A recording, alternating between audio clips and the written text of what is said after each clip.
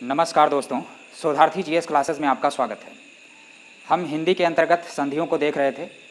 इसके पहले हमने यड़ संधि, वृद्धि संधि, अयाधि संधि, ये सब हम देख चुके हैं।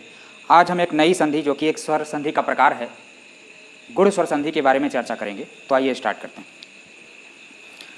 देखिए, संधियों को समझने के लिए हमने एक बताया था कि संयुक्त स्वर आपको पता होने चाहिए। बाकी सूत्र रटने की कोई ज़रूरत नहीं है। अगर आप एक बार अच्छे से समझ लेंगे तो आपको ये आ ई क्या होता है ये सब याद करना नहीं पड़ेगा।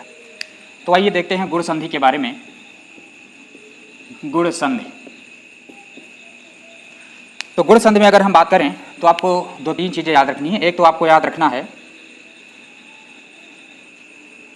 आ के साथ ऊ जोड़ते हैं तो आपका ओ हो जाता है। आ के साथ अगर हम ई जोड़ें तो ए हो जाता है। और अगर आ के साथ री जोड़ें तो अर हो जाता है। इतनी बात आपको याद रखनी है। अब देखो, ये आया कहाँ से, ये कोई सूत्र नहीं है। फिर मैं आपको बता दे रहा हूँ, इसके पहले वाले वीडियो में भी हमने बताया है, संधियों के सारे वीडियो में हमने बताया है ये कहाँ से आता है। तो हमने आपको क्या बता रखा है कि जो स्वर हैं आपके संयुक्त स्वर, इन्हीं से निकल करके आया है कि संयुक्त स्वर आपके कौन कौन से हैं। संयुक्त स्वर, एक संयुक्त व्यंजन भी होता है। तो हम यहाँ संयुक्त स्वर की बात करेंगे कि क्या होते हैं। वास्तव में संयुक्त स्वर अगर देखा जाए तो रचना के आधार पर या उत्पत्ति के आधार पर स्वर हमने दो प्रकार के बताए थे। एक तो संयुक्त स्वर और दूसरा हमने बताया था मूल स्वर। तो मूल स्वर की संख्या 4 है और संयुक्त स्वरों की संख्या 7 है। ये आप अच्छी तरह से इसके पहले वाले वीडियो में जान चुके हैं। तो मूल स्वर आप जानते हैं, ह्रस्व आ हो गया, ह्रस्व ई हो गई और ह्रस्व ऊ हो गया और आपका री हो गया। ये 4 मूल स्वर हैं।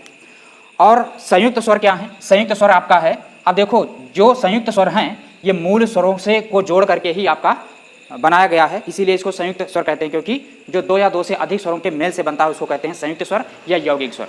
तो आइए देखते हैं, फिर से एक बार देख लेते हैं। अगर हम ह्रस्व आ तो हमारे पास है ही, ह्रस्व आ प्लस ह्रस्व आ जोड़ेंगे तो ये हो जाता है दीर्घ आ, जिसको कहते हो बड़ा आ। उसी तरीके से अगर ई को जोड़ें तो ई और ई 2 बार जोड़ें तो ये हो जाता है बड़ी ई। उसी तरीके से ऊ और ऊ जोड़ें तो आपका हो जाता है बड़ा ऊ।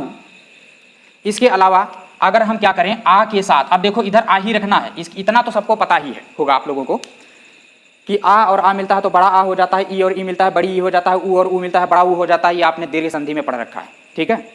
अब बाकी का समस्या रहती है याद करने में कि कैसे गुण संधि का याद रखें, वृद्धि संधि का याद रखें और यड़ संधि का कैसे याद रखें। तो उसमें घबराने की जरूरत नहीं है, बहुत आसान सा तरीका है एक। अब देखो, हमने बताया था ये जो संयुक्त स्वर हैं, देखिए आप कौन से बचे, आपका ए हो गया, ऐ हो गया, ओ हो गया और औ हो गया। अब यहाँ पर क्या करना है, आपको आ ही रखना है। यहाँ पर भी आ के साथ ही जोड़ेंगे, यहाँ पर भी आ के साथ ही हम कुछ जोड़ेंगे। अब क्या जोड़ें कि आपका आ के साथ क्या जोड़ें कि ए बन जाए, आ के साथ क्या जोड़ें कि ऐ बन जाए, आ के साथ क्या जोड़ें कि ओ बन जाए और आ के साथ क्या जोड़ें तो औ बन जाए। इधर आपका आ ही रहेगा, इधर क्या रखना है इसको ध्यान देना। अब देखिए, हमने बताया था कि जिस तरीके से आप लोग व्यंजन में पढ़ते हो कि ये कंठ व्यंजन है, तालव्य व्यंजन है, मूर्ध व्यंजन है, ठीक है, ओष्ठ व्यंजन है और दंत व्यंजन है, इस तरीके से आप पढ़ते हैं। उसी तरीके से स्वरों में भी हमारा होता है। देखिए, जो आ और आ होता है आपका, यानी छोटा आ और बड़ा आ, दो शुरुआत के जो वर्ण होते हैं हमारे स्वर, तो वो कहलाते हैं कंठ स्वर। क्या कहलाते हैं? कंठ स्वर कहलाते हैं। तो छोटा आ और बड़ा आ आपका क्या है? कंठ स्वर है। उसी तरीके से ई और बड़ी ई, मतलब छोटी ई और बड़ी ई, इसको कहते हैं ई ई। बस समय का अंतर रहता है, एक में कम समय लगता है, एक में ज़्यादा समय लगता है। तो अगर हम देखें तो ई का अगर आप उच्चारण करें तो जब आप कहते हैं ई ई, तो आप देखते हैं कि हमारा जीभ का जो पिछला हिस्सा है वो तालु में स्पर्श करता है। इसका मतलब जो छोटी ई और बड़ी ई है वो आपका तालव्य स्वर है। क्या है? तालव्य स्वर। अब छोटी ई बड़ी ई के बाद क्या आता है? छोटा ऊ और बड़ा ऊ। तो ऊ को जब आप कहते हो तो हमारी होंठ हो जाती है गोल। इसका मतलब ये हमारा क्या है? ओष्ठ स्वर है, यानी छोटा ऊ और बड़ा ऊ आपका क्या है? ओष्ठ स्वर है। और री आपका जो है, जिसको आप लोग ऋढ़ कहते हो, तो री जो आपका है वो दंतमूल है, या उसी को कह सकते हैं कि मूर्ध है। कहीं कहीं किताबों में मूर्ध मिल जाता है। तो अब यहाँ पर ए और आय की अगर हम बात करें तो देखिए ए और आय कैसे बनता है। अब देखो, जिस तरीके से आप उच्चारण करते हो कि आ के साथ हम क्या रख दें कि ए बन जाए, तो आपने पहले पढ़ रखा कि आ आपका हो गया कंठ स्वर, ई हो गया आपका तालव्य स्वर, इसके अलावा ऊ आपका हो गया ओष्ठ स्वर।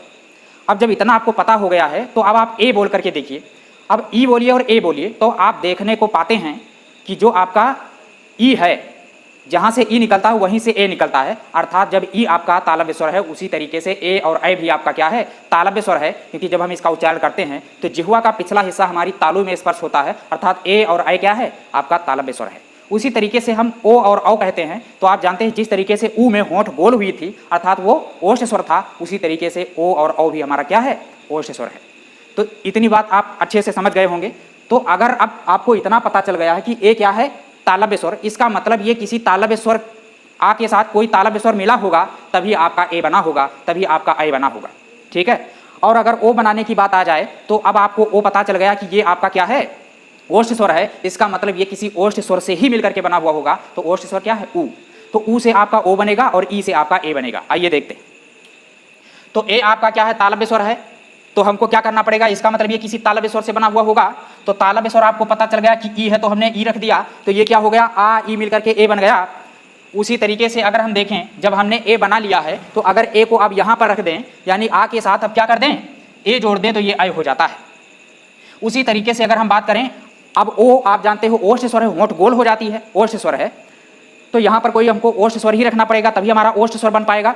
तो यहाँ पर हम क्या करेंगे, ऊ रख देंगे, ऊ आपका ओष्ठ स्वर है, तो आ और ऊ मिलकर के ओ हो जाता है। और जब हमारा यहाँ पर ओ बन गया है तो औ बना लेंगे। अब यहाँ पर ओ रख देंगे तो आपका क्या बन जाएगा, औ बन जाएगा।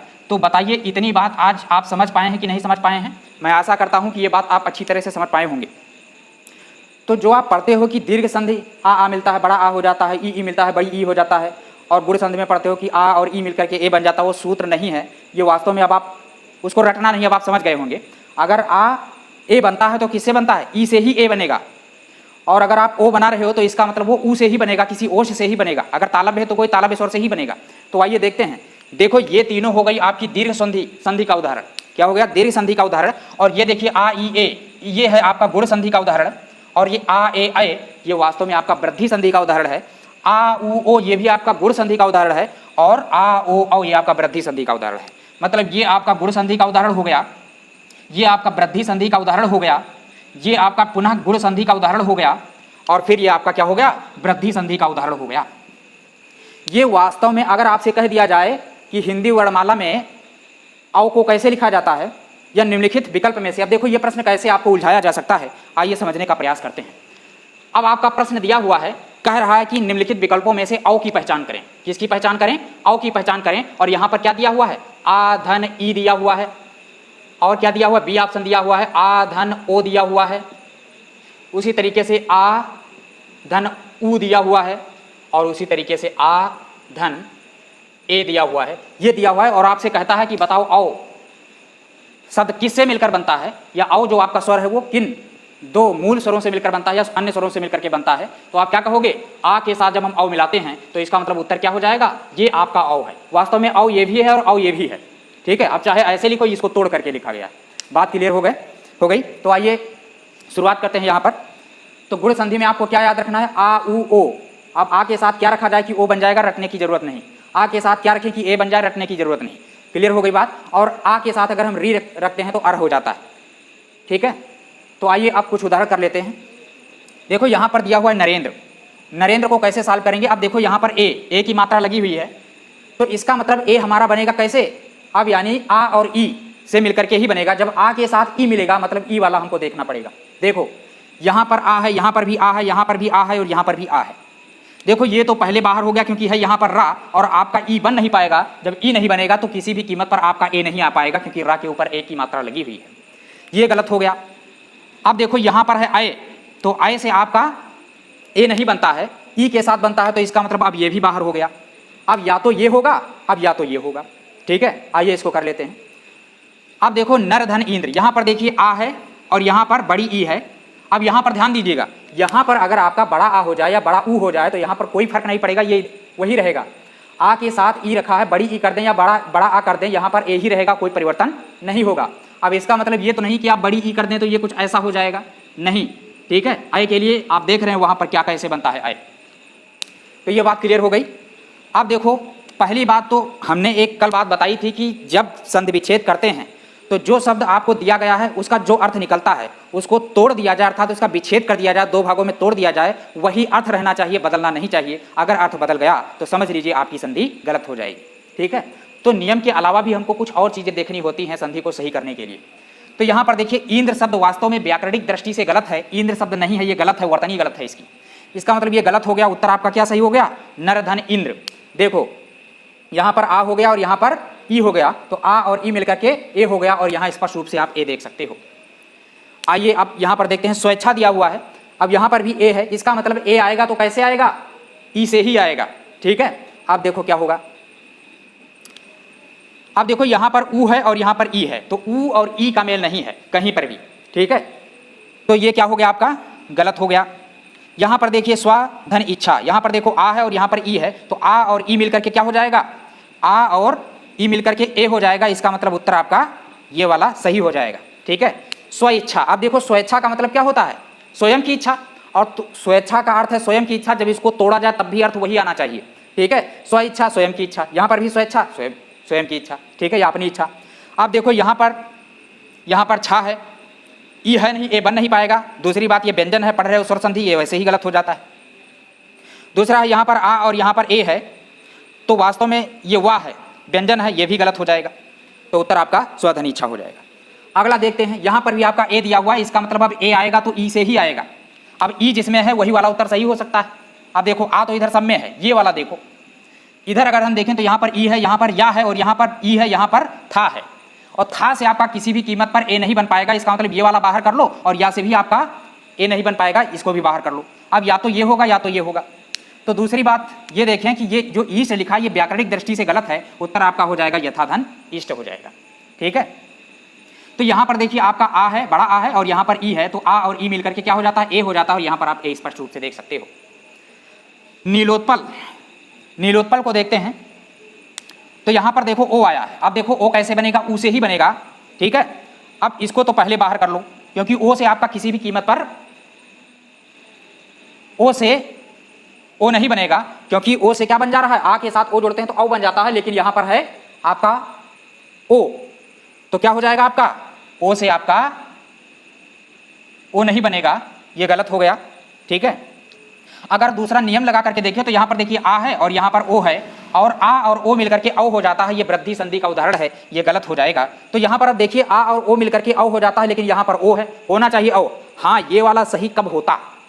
ये तब सही होता अगर यहाँ पर एक मात्रा और लगा देता, तो ये वाला सही हो सकता था।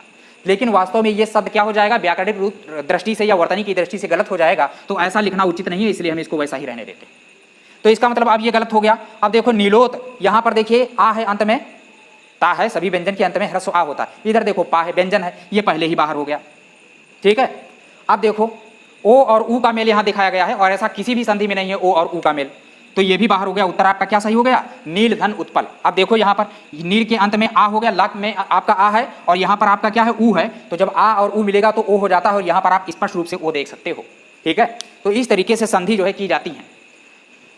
अब यहाँ पर अगला उदाहरण देखते हैं, सूर्योदय दिया हुआ है, यहाँ पर भी ओ दिया हुआ है, और ओ आपका कैसे बनेगा? ऊ से ही बनेगा। तो जिसमें ऊ नहीं है उसको बाहर कर लो, इसमें ऊ नहीं है तो ओ बन नहीं पाएगा, यहाँ पर है ओ, पहले ही बाहर हो गया। अब देखो यहाँ पर ये जो सूर्य लिखा हुआ है, ये वास्तव में वर्तनी इसकी गलत है, ये भी बाहर हो गया। ठीक है, यहाँ पर विसर्ग और ऊ का मेल दिखाया गया है, ये भी क्या हो जाएगा? गलत हो जाएगा। ठीक है, यहाँ पर देखिए सूर्य आ, अंत में आ का उच्चारण हो रहा है, तो ये आ हो जाएगा, और ये क्या हो जाएगा? ऊ हो जाएगा। तो आ और ऊ मिलकर के क्या हो जाता है आपका? ओ हो जाता है, और यहाँ पर आप देख रहे हैं ओ स्पष्ट रूप से लिखा हुआ है। अगला देखते हैं, अब इसका उदाहरण देख लेते हैं, आ और री का मेल। महर्षि, तो हमने बताया आ के साथ जब री मिलेगा तो अर का उच्चारण होना चाहिए। ठीक है, अब देखो महर्षि जब कहते हो तो अर का उच्चारण होता है, महर्षि, अर्षि, महर्षि, तो इसका मतलब ये आ और री वाला कॉन्सेप्ट लगेगा। तो यहाँ पर देखिए ई है, ये वैसे ही गलत हो गया, क्योंकि आ के साथ जब री मिलेगा, ई के साथ री मिलने से कुछ नहीं होगा, अर नहीं हो पाएगा, गलत हो गया। ये ऋषि पहली बात व्याकरणिक दृष्टि से या वर्तनी की दृष्टि से गलत है, ऋषि ऐसे नहीं लिखा जाता, तो ये भी हमने बाहर कर लिया। और जो श्री लिखा हुआ है ये भी एक तरह से गलत है। उत्तर आपका क्या हो जाएगा? महाधन ऋषि हो जाएगा। यहाँ पर देखिए आ है और यहाँ पर री है, तो आ और री मिलकर के क्या हो जाता है? अर हो जाता है। जब महर्षि आप कहोगे तो उसमें अर छिपा हुआ है। ठीक है, यहाँ पर देखिए सप्तर्षि को अगर हम कहना चाहें तो देखो अर है, तो अर आएगा आपका आ और री के मेल से, तो इसमें री है नहीं, इधर री आपका है नहीं, ये गलत हो गया। इधर भी री आपका नहीं, री नहीं है, ये रा है। ठीक है, ये भी गलत हो गया।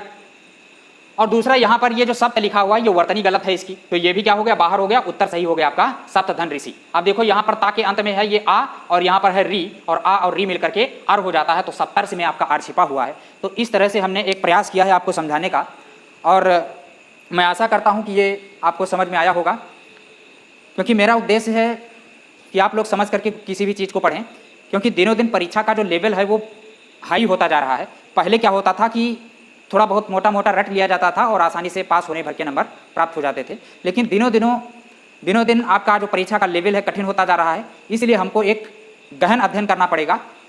तो चलिए इन सब बातों के साथ अपने लेक्चर का समापन करते हैं। आज के लिए सिर्फ इतना ही। नमस्कार।